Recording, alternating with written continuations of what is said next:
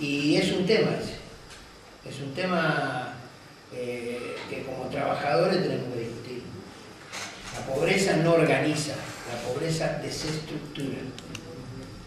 Te hacen sobreviviente. La pobreza te exige sobrevivir. Vos no podés pensar otra cosa que no sea sobrevivir. No tenés derecho a vivir. Es una herramienta de dominación más importante del imperio. Es la herramienta de dominación más importante. El imperio se puede bancar puebladas sin conducción. Lo que no se puede bancar es la organización popular.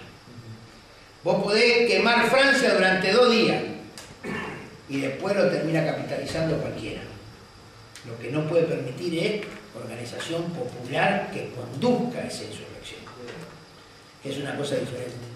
La pobreza puede generar un grado de violencia que se matan, como se mataron en Egipto el otro día, 2 hinchadas de fútbol, murieron 71 personas. Murieron 71 por un partido de fútbol. Nos matamos entre nosotros sin sentido. Es una locura.